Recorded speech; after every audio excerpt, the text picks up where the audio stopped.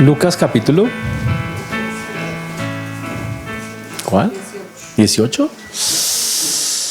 Versículo 9. ¿Estás seguro? Estamos en el libro de Lucas, estamos estudiando el Evangelio según San Lucas en forma sistemática. Eso significa versículo por versículo. Ya hemos avanzado por muchos capítulos de este texto. Y la idea de este texto es confirmarnos algo que la Biblia dice, que Jesús es el Mesías.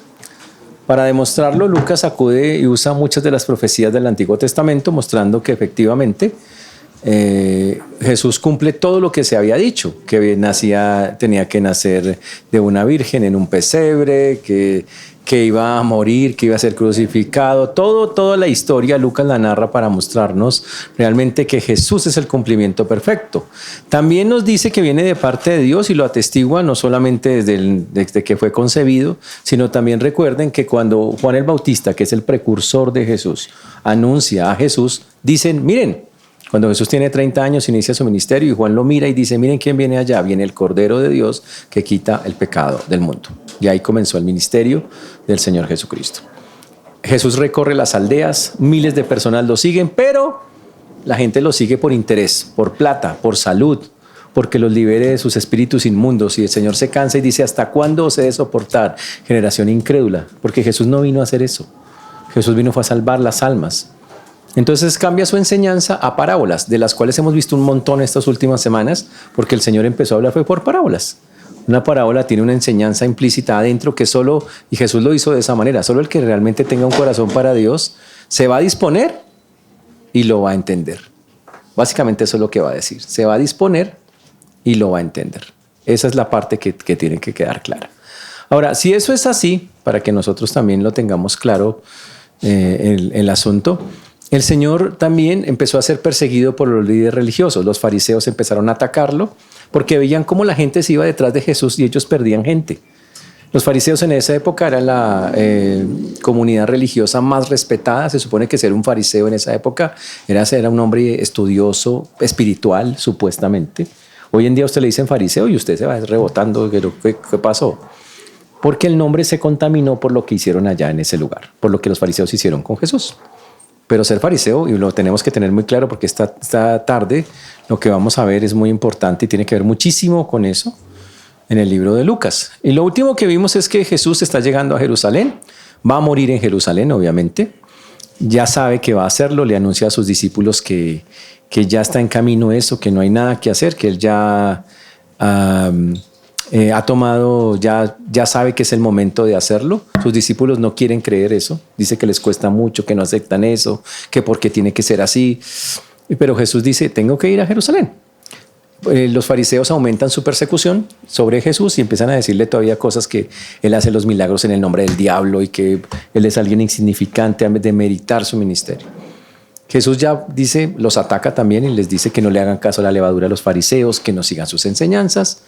Y Jesús empieza a concentrarse en lo que él es más importante, la salvación de las almas.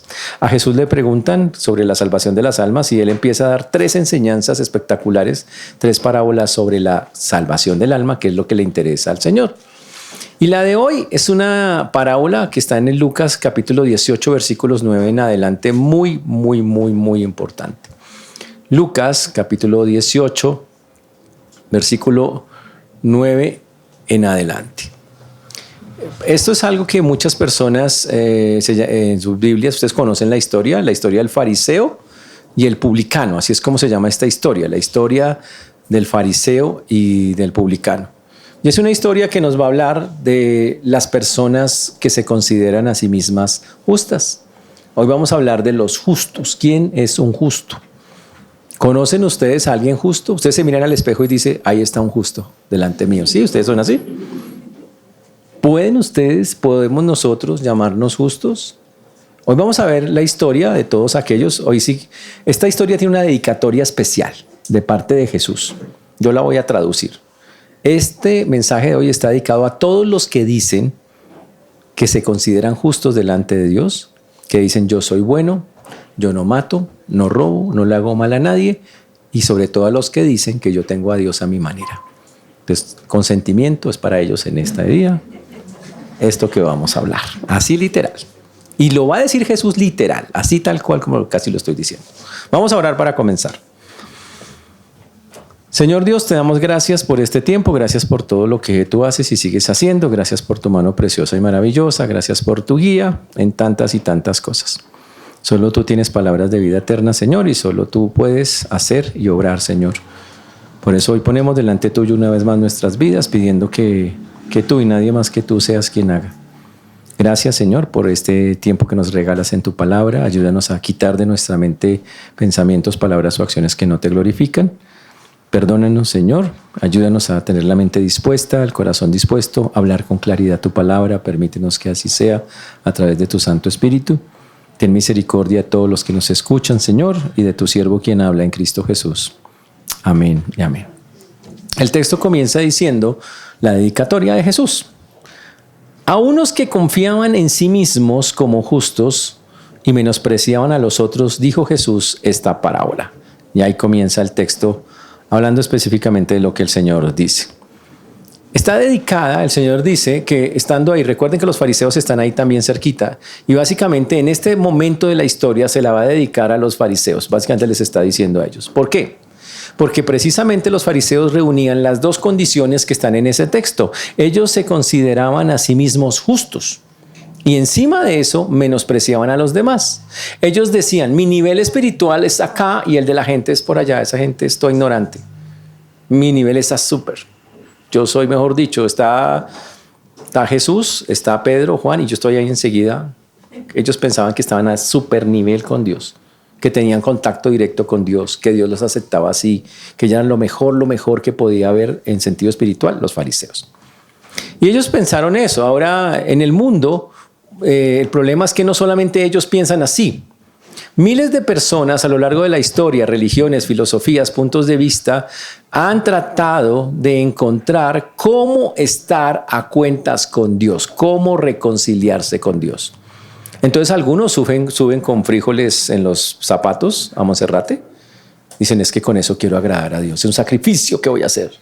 Otros se cogen a dársela con unas bolas así, se hacen ensangrentar la espalda. Dices que eso es para agradar a Dios.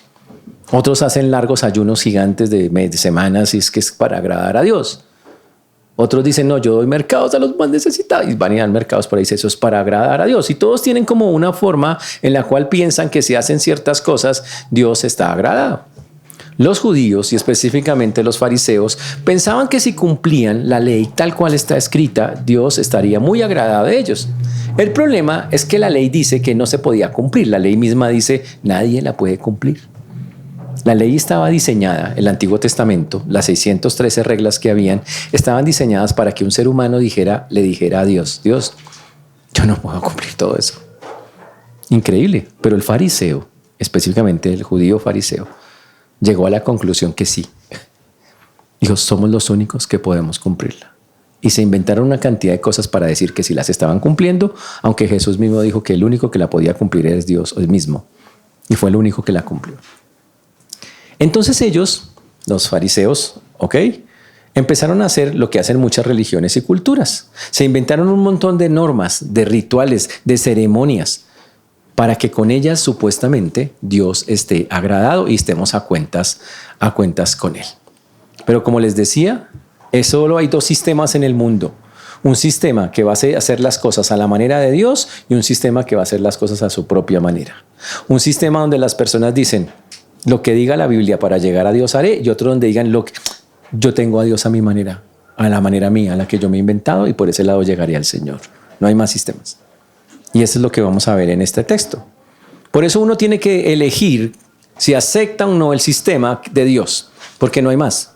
O es aceptar el de Dios o escoger cualquier otro del mundo, porque todos el resto son exactamente iguales. Ahora, para entender antes esto, tenemos que entender qué significa la palabra justos, porque ahí aparece en ese texto qué es una persona justa.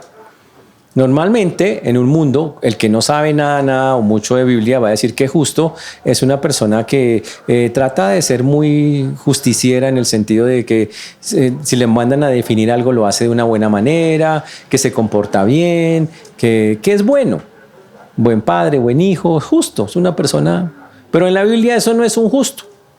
El justo en la Biblia es alguien que Dios casi que firma un papel donde dice, te declaro justo. En la Biblia la única manera que una persona sea justa es porque Dios lo determine. Ya sea que Dios diga, te declaro justo, y se llama en la Biblia justificación. Esa es la palabra correcta, justificación. Los fariseos creyeron que estaban justificados. Significa a cuentas con Dios, que no debían nada al Señor. Y pensaron que la forma por la cual ellos tenían eso eran porque eran estrictos con la ley. Ayunaban varias veces, iban al templo, hacían oraciones.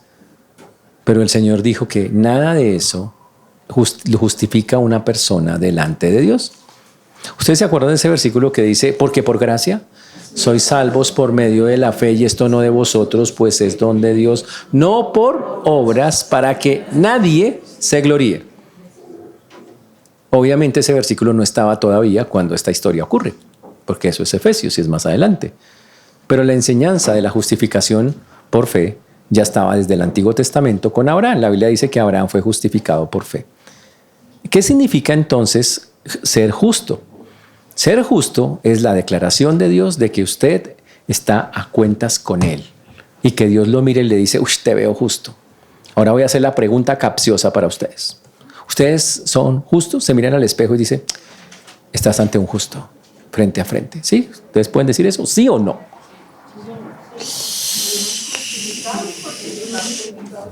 No, sí o no, sí o no. ¿Por qué no contestan lo que les pregunto? ¿Sí o no? Me empiezan como, no, pero es que tal, justifica, pues, sacar versículos. ¿Sí o no? ¿Usted es justo o no es justo? Y entonces para entender eso en la Biblia solo hay dos personas, los pecadores y los justos. Los que han sido declarados justos. Lo voy a decir claramente, si usted es un creyente, Dios, a pesar de la belleza que es usted, lo declaró justo. Entonces usted se raya la cabeza y dice, pero ¿cómo yo puedo ser justo si yo me conozco? Yo soy... Me dicen mecha corta, o sea, tengo mis cosas, intensina, margadín, o sea, todavía, ¿cómo puedo yo ser justo si soy así? Ahora, recuerden, la justicia es algo que Dios le coloca a usted encima, es como si le pusiera un vestido. ¿Cómo funciona eso? Usted puede ser declarado justo el día que le entregue la vida a Cristo. Ese día el Señor le quita esos harapos que usamos, espiritualmente hablando, y nos coloca su vestidura, nos reviste de Cristo. Entonces yo quedo vestido de Cristo. Cuando Dios me mira, ¿a quién ve? A Cristo. ¿Cristo es justo? Claro. Desde esa perspectiva espiritual, yo soy justo. Pero si uno se pone a mirar allá adentro, uno se da cuenta que todavía le faltan muchas cosas. Pero el asunto es, delante de Dios soy justo. Y las cosas que me falta por tratar, que están todavía en mí, el Señor las trata, pero las trata entre nosotros, Él y yo, dentro de Él. Porque ahora tengo un papá que se llama Dios, ¿cierto? Y si el hijo se porta mal, ¿qué hace el papá? Lo castiga, lo disciplina. ¿Deja de ser hijo porque se portó mal? No. Esa es la corrección que hace el Señor. ¿Listo? Entonces, justo no significa que ya me declaró justo y me puedo parar en la cabeza a hacer lo que quiera. No. Significa que delante de Dios estoy revestido de Cristo, pero que estoy en un proceso que se llama santificación, donde Dios me va apartando, quitando, cambiando, para parecerme cada día más a su Hijo, a ese del cual estoy vestido. Eso se llama santificación y todos estamos en ese proceso. El problema es cuando usted cree que puede ser justo sin Cristo y sin meterse con Él. Que puede ser justo porque soy buen hijo, buen papá, o porque doy mercados, o doy plata, o porque mi corazón piensa cosas bonitas. No siento, por ahí no es. O porque hago ciertas obras, y muchas, de caridad o cosas así. Lo siento, nunca funciona así. Pero el fariseo pensaba que sí. Los fariseos pensaban que hasta como se vestían, los hacían justos. Dicen, nos vestimos tan diferente a toda esta gente. Ellos pensaban que por las oraciones que hacían largas, Dios estaba agradado porque decían oraciones larguísimas, porque iban a los muros y todavía hasta el sol de hoy usted ve que ellos en los muros hacen así. Y ellos pensaban que por hacer esta clase de oraciones todo un día metidos en la iglesia eran considerados justos. ¿Y Dios qué dice? No, así no se tiene la justicia. Ahora, ¿cuál era el pecado de ellos? Un pecado que está detrás de todos los que se consideran justos y creen que no han hecho nada malo. No entienden que tienen una condición pecaminosa, no entienden que hay algo que está en sus vidas que necesita ser cambiado, renovado, transformado. Ese es el problema de esos. Ahora, ¿quién puede ser salvo? Según la Biblia, dice la Biblia, no hay justo ni aún uno. No hay quien entienda a Dios, no hay quien le siga, no hay. La Biblia dice que no hay uno. Ahora, para aclarar el punto de la justicia, ¿cómo obtengo yo que Dios me llame justo? Entregando mi vida al Señor. ¿Cómo entrego mi vida al Señor? Reconociendo que yo soy un pecador. Para empezar. Pero una persona orgullosa tiene un problema, no reconoce eso. Dice, yo estoy bien. Yo tengo a Dios a mi manera. ¿Han escuchado esa frase? ¿Tengo a Dios a mi manera? Ay. Voy a explicarle por qué no funciona esa frase. Si usted dice que tiene a Dios a su manera, yo le pregunto, ¿su Dios qué le ha ayudado a hacer? Dice, vea, Él está conmigo. ¿Usted cómo lo sabe? Dice, yo iba pasando ese semáforo, ¿no? Y se puso en rojo. Pero yo iba rápido. Y vi un policía de tránsito al otro lado. Y yo dije, Señor, que no me vea. Y pasé y el tipo no me paró. Diosito me ayudó. ¿Usted cree que Dios va a participar de un torcido y le va a calitar a usted una vaina de esas? O usted dice, pasé unos papeles un poquito torcidos para el crédito fácil Codensa 35 años y me salieron. Diosito me ayudó. Las personas que dicen que tienen a Dios a su manera, el Dios que tienen es un Dios de caucho. Es un juguete de ellos que pueden mover para acomodarlo a que haga hasta donde yo quiero que haga. Y si necesito estirarme acá, pues lo estiro y Él me acepta lo que yo hago y no pasa nada porque es mi propia creación. Yo creé mi propio Dios. Por eso esa frase demuestra que usted creó su propio Dios en su cabeza. Un Dios que sigue sus propios criterios, no los de la palabra, los suyos. Lo que usted piensa, lo que usted cree, que limita lo que quiere limitar y lo que no lo limita, simplemente lo hace y lo justifica.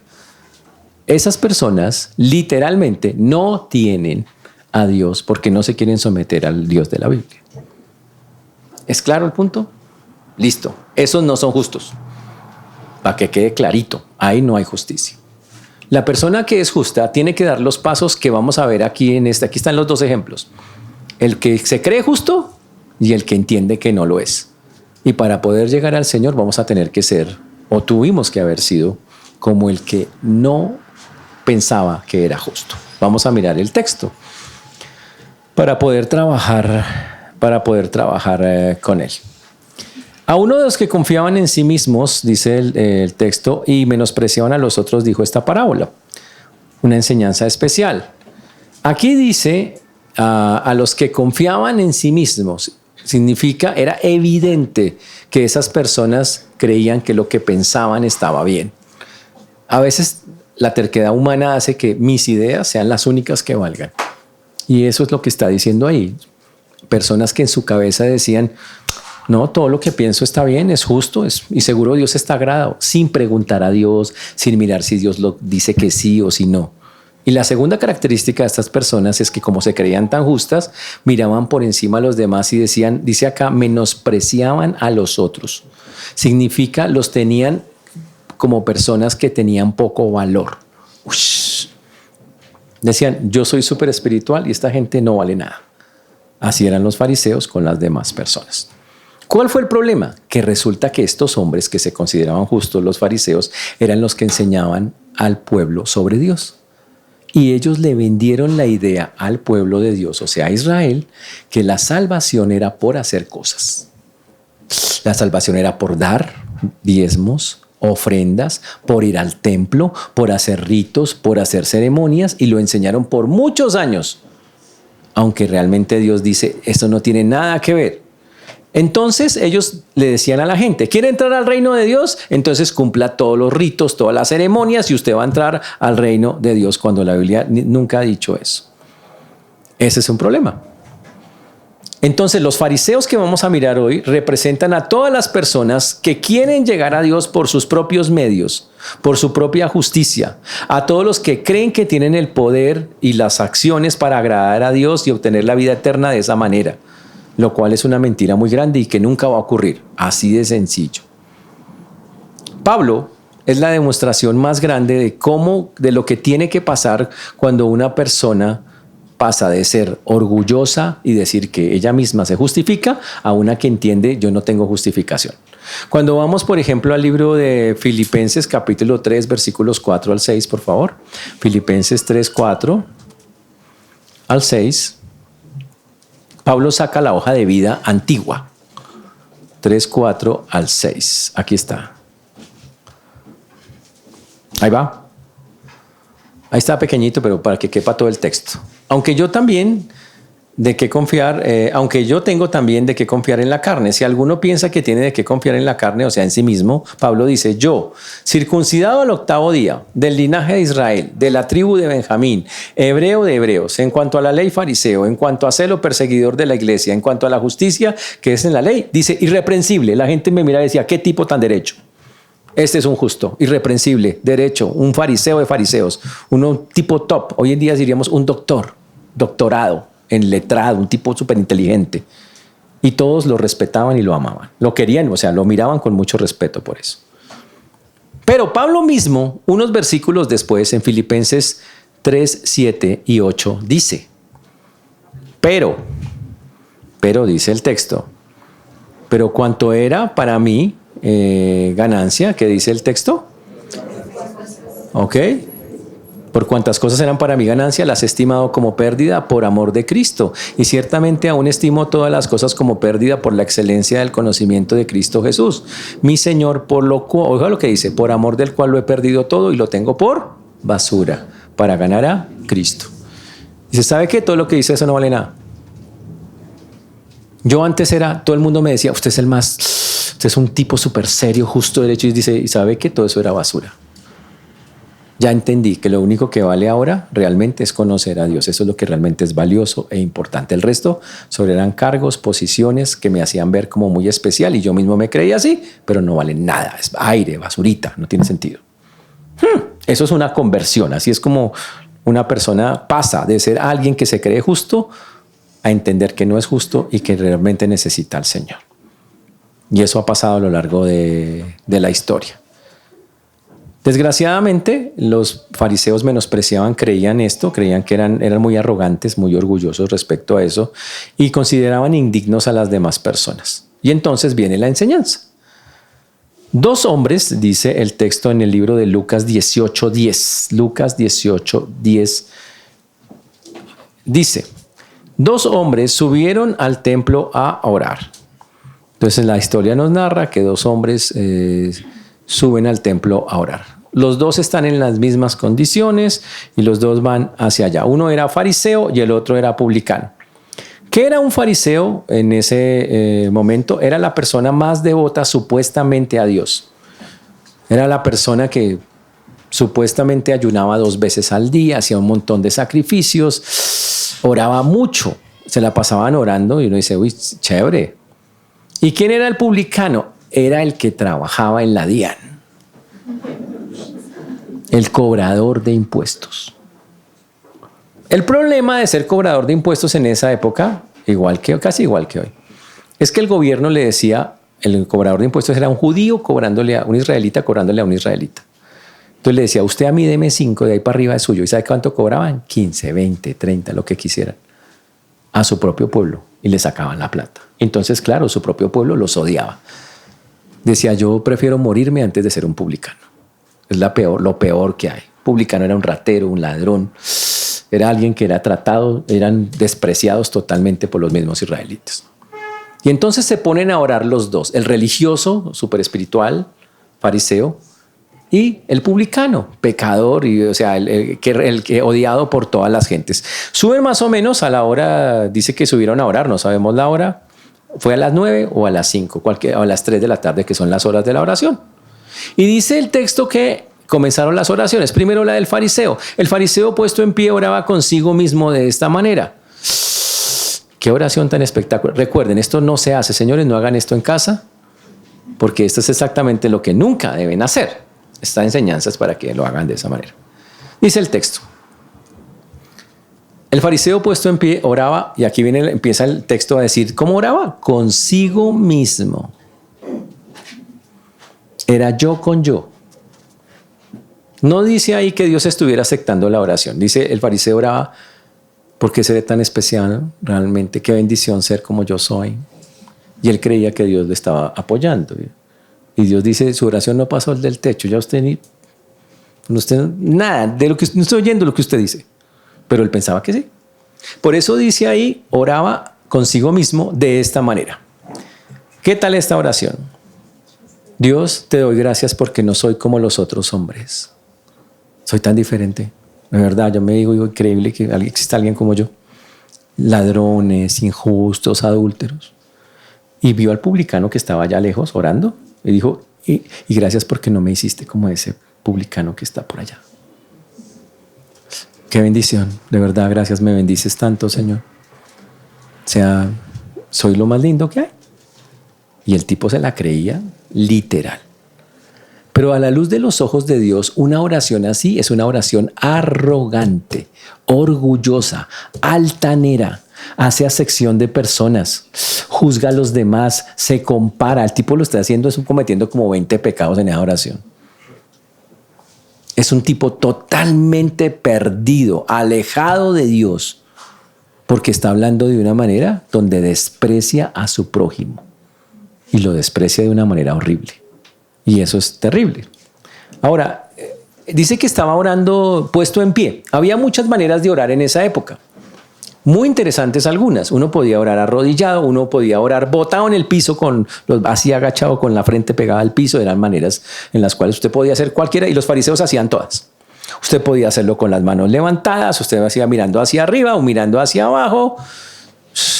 Pero a los fariseos les encantaban las posiciones donde los vieran. Entonces los fariseos, de pronto usted iba caminando aquí por las calles de Castilla y usted veía frente al Zapatoca y el tipo... Y cuando viera que hartos lo estaban chismeando, oh, gran Dios, cordero inmolado. ¿Qué es inmolado? No sé, pero eso suena espiritual y la gente tenía que oírlo. Al fariseo le encanta la publicidad. Es más, la Biblia dice que le encanta que le digan cosas. Que le digan rabí, rabí, o sea, maestro, maestro. Y él contestar, dime, ¿qué necesitas? Al tipo le fascina eso. Le gustan los primeros asientos en las sinagogas. Significa, quiten el puesto que yo me voy a sentar ahí. Y quitaba a la gente y se sentaba porque así era el tipo, así de orgullosos eran. Y obviamente terrible delante de Dios. Supuestamente porque eso era una señal de espiritualidad. Pero aquí dice claramente que Dios no lo aceptaba. Entonces empezó a hablar de los demás. Te doy gracias porque no soy como los otros hombres. Eso se llama hipocresía, arrogancia moral. Él creía, yo soy tan excelente y los demás son tan malos. Y empezó a nombrar los pecados más comunes de la época. Primero, ladrones, atracadores. Digo, gracias porque no soy un atracador, Señor. De esos de Kennedy. Ay, de que no. Porque no soy injusto. Porque no soy injusto significa no soy deshonesto, no engaño a las personas. Porque no soy adúltero significa no peco, no tengo pecados así inmorales. Que eran los que más... Y fuera de eso, porque no soy lo peor de todas. No soy un cobrador de impuestos, un publicano. Así que gracias, Señor. Imagínense eso. Terrible. Ahora, aquí dice que el publicano estaba, vamos más adelante, estaba a una distancia. ¿Por qué? Los fariseos no se dejaban tocar de nadie. Decía, si usted me toca, me contamina. Porque mis ropas con las que yo he visto son especiales para agradar a Dios. No me toque. Y se contaminaban con cualquier cosa. Para ellos era terrible que alguien viniera a eso. Y había un distanciamiento con todas las personas. Ellos decían que las personas comunes y corrientes eran la plebe, ¿ok? Y que era gente maldita. Lo dice Juan 7:49. Más esta gente que no sabe la ley, porque ellos se creían mucho, maldita es. ¿Qué tal decir? Ahí están esos malditos. Terrible, terrible. Entonces ellos se separaban de la gente común, no se relacionaban con esas personas y las consideraban impuras. Entonces él empezó a enumerar lo que mucha gente hace. Si yo le preguntara a usted por qué va al cielo y no conoce a Dios, usted podría decir, pastor, vea, yo vengo 52 veces al año los domingos, en el año. Yo he ido, es más, los miércoles he entrado casi a la mitad. El día que no llueve, yo entro los miércoles, pastor. Tremendo. Todos los días oro, como 3 minutos y medio, pero oro, pastor. Usted viera, vea. Porque aquí, ¿cómo es que dicen ustedes? Póngale cuidado a la excusa.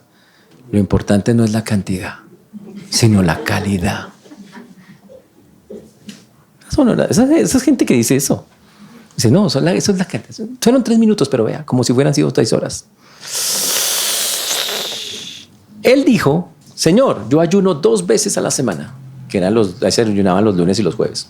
Era la por costumbre judía. 2 veces, Señor. Lo echaba en cara. Diezmo de todo lo que tengo. Es más, ellos eran tan que usted cogía unas maticas para hacer una aromática y contaban las hojas y diezmaban las hojas. Y las daban para decir que le estaban cumpliendo a Dios. Dios nunca les pidió eso, pero ellos se ponían a diezmar incluso de las cositas así. ¡Wow!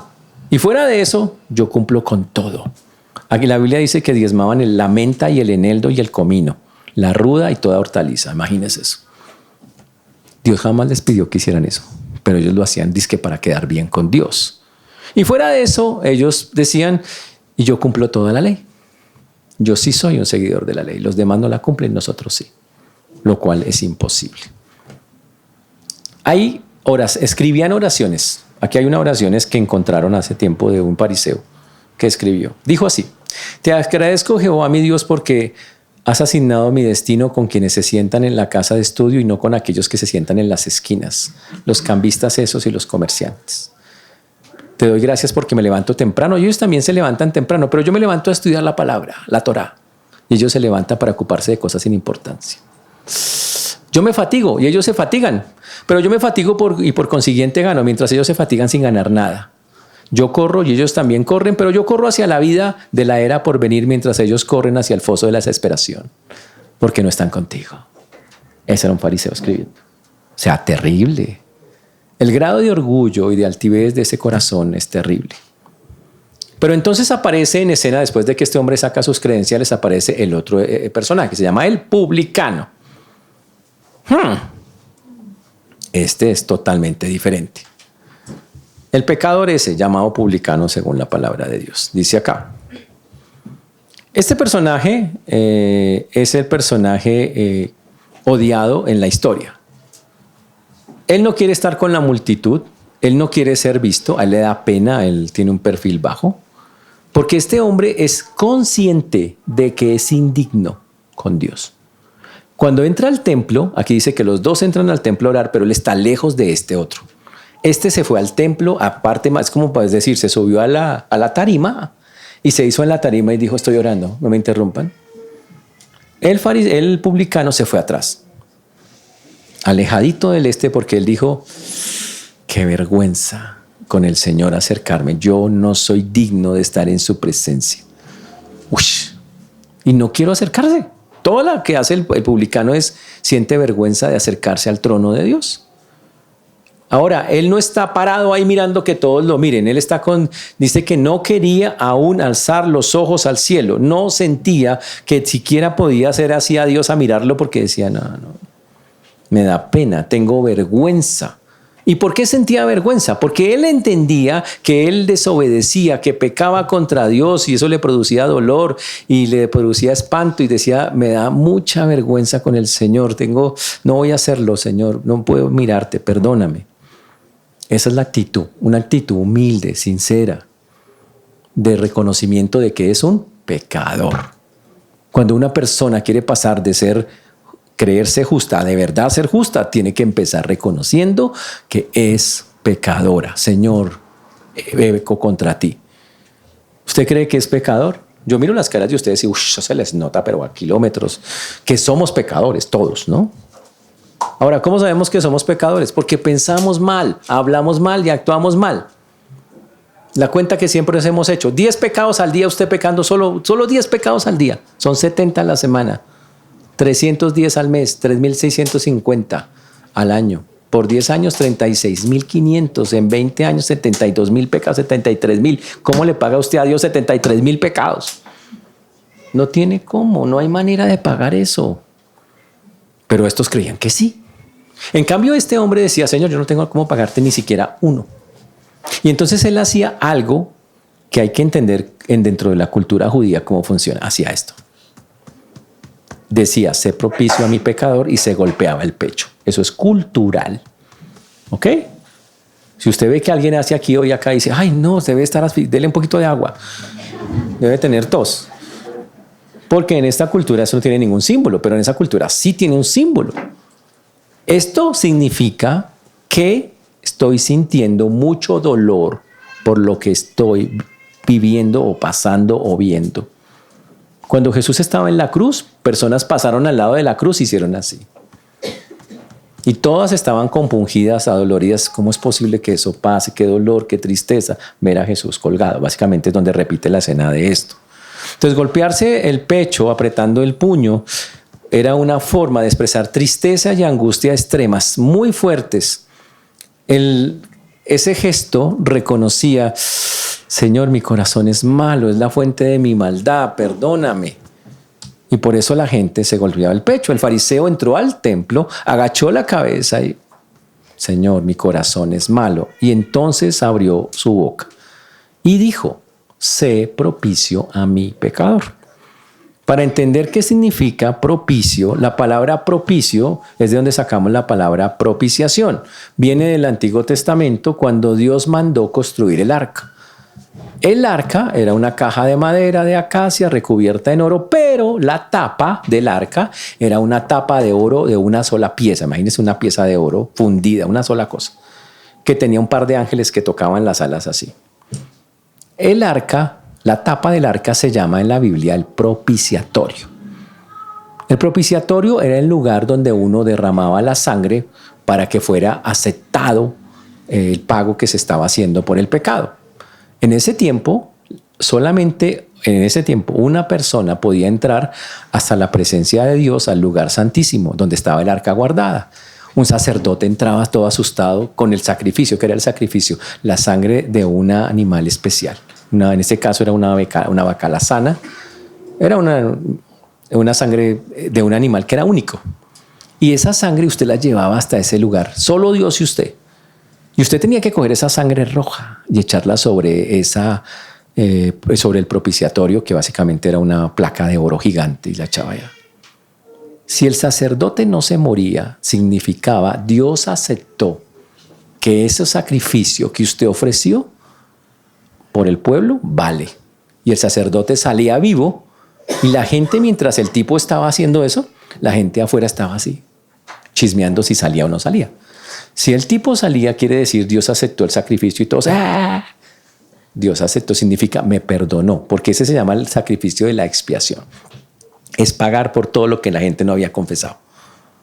Y ese se llama el sacrificio expiatorio. Pero dependía de que cuando la sangre llegara al propiciatorio, Dios aceptara. Y si aceptaba, la persona salía viva del asunto. Esa es la imagen. Cuando llega Jesús, y aquí es donde viene el texto, y aquí es donde este hombre aún no ha llegado.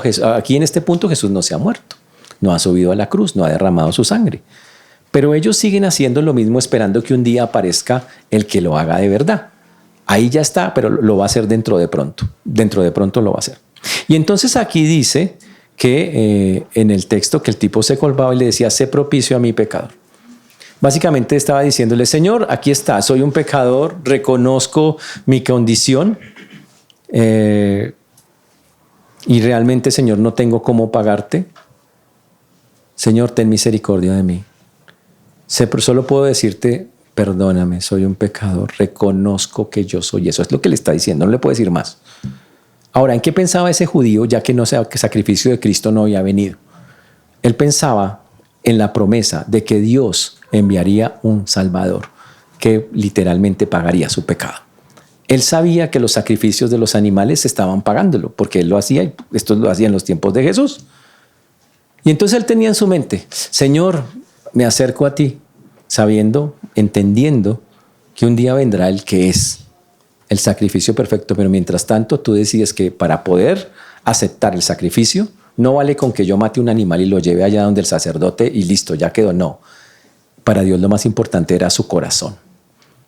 El arrepentimiento, en la Biblia la salvación siempre ha sido por lo mismo. Una persona tiene que arrepentirse, reconocer que es pecadora y decirle a Dios que tenga misericordia y confiar en lo que Dios envía. Los del Antiguo Testamento y los de los Evangelios confiaban en el que iba a venir a la cruz. Nosotros confiamos en el que ya vino a la cruz. Esa es la diferencia entre uno, pero es igual.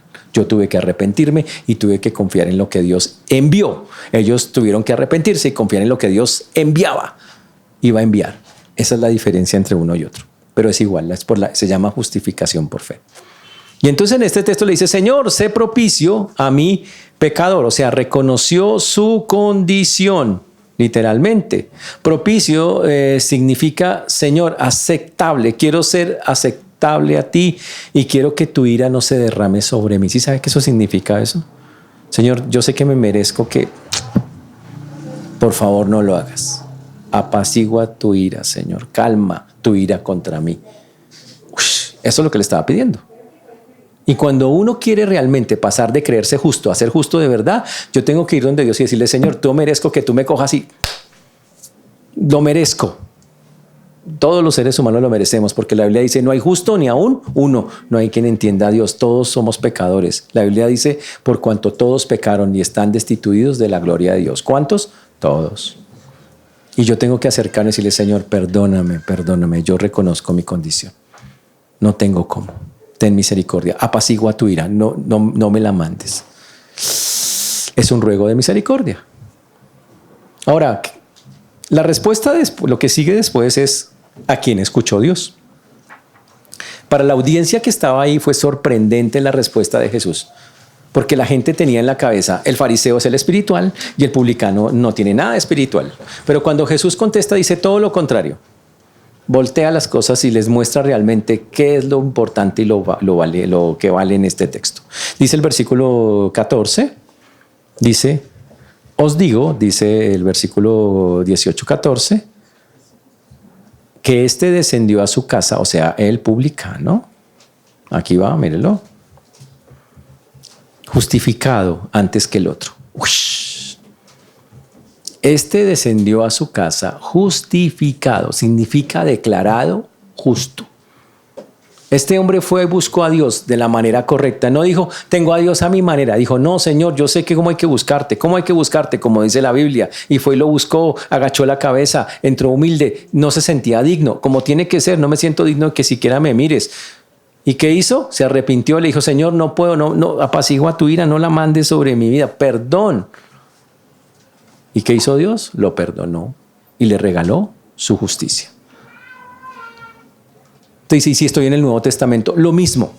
Usted llega donde el Señor y usted con sus propias palabras va donde el Señor y le dice, Señor, perdóname, yo reconozco, me he dado cuenta, soy un pecador, perdóname, soy un pecador. Apacigua tu ira, yo sé que me la merezco. Ese es el punto, una persona tiene que reconocer, yo me merezco. A ver, usted dice, ¿y por qué tan duro el asunto? Porque le hemos fallado a un Dios santo. Ofender a un Dios santo, usted no ofendió al Señor de la esquina, usted ofendió a Dios del universo. Y por eso el castigo es universal, es una cosa.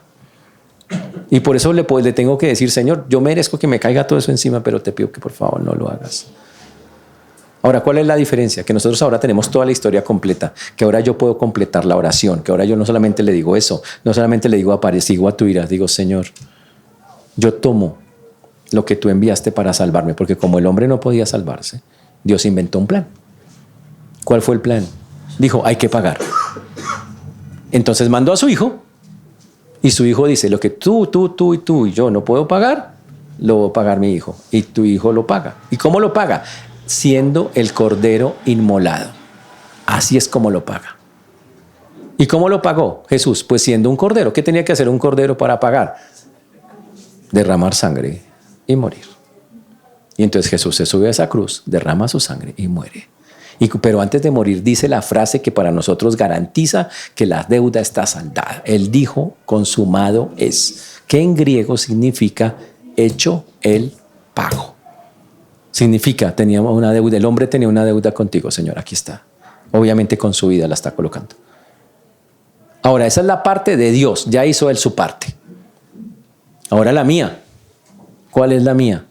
La Biblia lo dice claramente. Yo hablo, es que usted un día, si no lo ha hecho, usted tome la decisión de realmente dejar de creerse justo y decir a buscar la justicia de Dios. ¿Cómo la busco? En oración, hablando con Dios. Es una charla.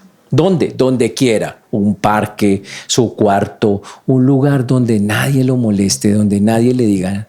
Es usted y Dios. ¿Qué le va a decir? Con sus propias palabras. No vamos a repetir oraciones si no somos como los fariseos. Le va a decir usted con sus propias palabras: Señor, ya entendí, yo soy un pecador. Te ofendo tantas veces, de tantas maneras, en tantas, perdóname. Sé que merezco un castigo muy grande porque he ofendido a un Dios inmenso, infinito. Perdóname, te pido que no lo hagas. Ten misericordia de mí. También, Señor, entiendo que en tu infinita misericordia y justicia enviaste a alguien a pagar lo que yo debo. Y yo acepto el sacrificio de Jesús para el pago de mis pecados. Yo acepto, yo tengo que aceptar que Él lo hace por mí. Eso es lo que toca decirle. Acepto eso. Y entonces, ¿qué hace usted en oración? Le dice: Señor, yo acepto que Jesús subió a esa cruz y murió por mí. Gracias, Señor, por enviar a tu Hijo para hacer eso. Esa es la otra cosa que hay que incluir dentro de lo entender lo que le estamos diciendo. Y la última cosa, ¿Cristo murió? Sí, pero ¿qué pasó? Resucitó. Así como el sumo sacerdote tenía que salir vivo, si salía vivo, ojo, si él salía vivo, garantizaba que Dios aceptó el sacrificio. También Jesús, cuando resucitó, garantizó que el sacrificio fue aceptado por Dios. Su resurrección es la aceptación de Dios de que el pago que hizo ya quedó saldado. Así, esa es la analogía que se hace con eso. Entonces, en oración: Señor, soy un pecador, ten misericordia de mí. Señor, no me pagues como me merezco, porque no, obviamente. Señor, no me pagues como me merezco. Y yo recibo a tu Hijo, a Cristo, a que Él pague por mí. Por eso Jesús es llamado nuestro Cordero Pascual. Por eso en la Biblia dice: Jesús es mi Cordero, porque en lugar de llevar un animalito, Jesús se convirtió en mi Cordero y como un Cordero se sacrificó por mí. Literal, esa es la interpretación de eso. Ahora, ¿qué más le digo al Señor? Señor, lo que dice la Biblia: si confesares con tu boca que Jesús es el Señor y creyeres en tu corazón que Dios le levantó de los muertos, serás salvo. Romanos 10:9 y 10. ¿Qué significa? Que también tengo que decir: Señor, yo creo que tú resucitaste. Porque es que si resucitó, pagó. Si no resucitó, no pagó. La resurrección es la evidencia del pago hecho. Entonces tengo que decirle en oración: Señor, tú resucitaste, estás vivo. Y como estás vivo, me puedes cambiar la vida. Cámbiamela. Y listo. Ahí comienza. Ahí está. Ya está el plan hecho. Ahora usted tendría que hacer lo mismo, pero con sus propias palabras. Entendiendo cada paso de lo que estamos haciendo. Cuando eso pase, ¿qué garantiza el Señor? Le hace lo mismo que al publicano. Le dice: desciendes justificado. O sea, sales de la presencia de Dios y Dios dice: este es justo. Significa que el día que te mueras, Dios dice: bienvenido, siga. Así de sencillo. Por eso usted tiene que tomar una decisión hoy. Si usted cree que es justo por esos medios que hemos dicho hoy, que no tienen ninguna razón de ser, perdió. Me da miedo que usted crea que va a ir al cielo cuando realmente usted no va a ir al cielo. Quiero dejarle eso bien claro. Si usted realmente no ha entregado su vida al Señor y sigue en su cabeza creyendo que tiene un Dios al que usted llama Cristo, pero lo tiene a su manera, ese no es el de la Biblia. Y ese no lo puede salvar. Pero si usted ha entendido realmente que tiene que entregarse, como Él dice, no a la manera suya, sino a la de Dios, y empezar a someterse a Él, y que Él es el único que lo justifica y lo entiende y lo declara con sus palabras, como dice la Biblia, habla con Él, entonces en ese momento el Señor le regala la salvación, la vida eterna, el perdón de sus pecados, dice la Biblia. Y usted empieza un camino con Él, que se llama el camino de ser un cristiano. Es el camino de la gracia, de la salvación en Cristo Jesús. ¿Está claro el punto, señores? Entonces, si yo le pregunto a usted hoy, y usted se mira otra vez al espejo, usted puede decir: ahí hay un justo. Y usted tiene que contestar desde la perspectiva de Dios. ¿Por haber entregado mi vida a Cristo? Sí. Pero todavía hay muchas cosas que dentro de Cristo, Dios, el Señor trabaja conmigo. Y me tiene en su mano y trabajará con ellas hasta que me encuentre con Él. Pero delante de Dios ya soy justo. ¿Estamos claros en eso, señores? Eso es la salvación resumida en lo que hemos visto acá. Ahora déjeme terminar diciendo algo que es supremamente importante. La Biblia dice que examinaos vosotros mismos si estáis en la fe. Qué versículo tan duro. Porque Dios básicamente le está diciendo, ¿usted está seguro que usted es salvo? ¿Usted está seguro usted? Y ¿sabe qué? Yo no tengo esa respuesta, solo la sabe usted en su corazón. Pero si usted realmente le entregó la vida, descanse y diga, sí, soy salvo. Imperfecto, eso sí, todavía se me nota, pero soy salvo. El Señor pagó por mí. Terminemos con Juan, el famoso versículo que lo aclara más todavía. Juan capítulo 3, versículo 16.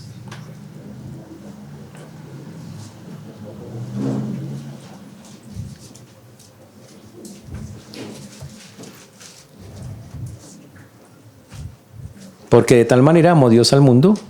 Vale, cuidado lo que dice ahí. Que ha dado a su Hijo unigénito para que todo aquel que en Él crea no se pierda, mas tenga vida eterna. Y hasta ahí eso me parece fantástico. O sea, es increíble. Ratifica todo lo que acabamos de decir. Pero también, ¿qué le pasó para terminar al fariseo? En este caso, al que se consideraba justo. Y la respuesta está unos versículos después, en Juan 3:36. En el que cree en el Hijo tiene vida eterna. Pero mire lo terrible que dice después. Pero el que rehúsa creer en el Hijo no verá la vida, sino que la ira de Dios estará sobre él. Significa que ese fariseo que estaba allí orando y diciendo que era justo, Dios dice, primero, no escuché tu oración. Saliste igual que como entraste. Y la ira mía no se apaciguó con tu hipócrita oración. Al contrario, entre más hablas, más te condenas. Literal. Terrible. Por eso que no nos pase a nosotros. Que usted esté tranquilito y segurito. Sí, Señor, ya di los pasos. Y si está con dudas, hable con Dios. Y salga de esa duda, porque es que esta duda sí es complicada. O sea, estamos hablando que esta duda decide dónde sí sube o sí baja. O sea, casi nada. Señores, ahora viene la última parte para nosotros. Tienen que irle a contar a la gente que hay alguien que los quiere salvar. Ustedes ya saben cómo es. Hay mucha gente afuera, aquí en Colombia, que se quiere salvar por obras. Mucha gente que dice, es que yo doy mercado, yo no mato, no robo. Y montones de gente que piensa eso. Hablen con amor con ellos y díganle, mira, no es así. La Biblia enseña esto, con amor. Y dígales que hay un Dios que murió ya por ellos y que ya hizo el sacrificio y ya hizo su parte. Hermanos, que el Señor nos ayude, pongámonos de pie, vamos a orar.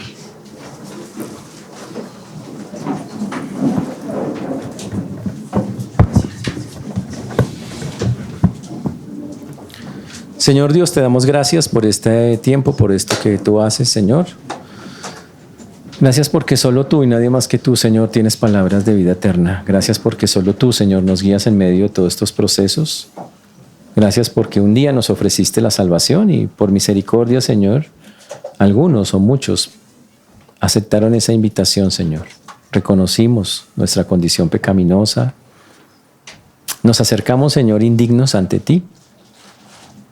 Y fuimos y entendimos, Señor, que no somos nada y que no merecíamos absolutamente nada. Pero clamamos que nos ayudaras al medio a pesar de eso, que tuvieras misericordia, piedad de nosotros, y la tuviste.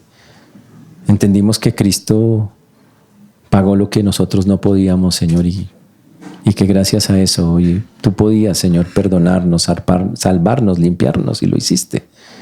Y entendimos que sigues vivo y que estás trabajando para cambiarnos. Y por eso también te damos gracias.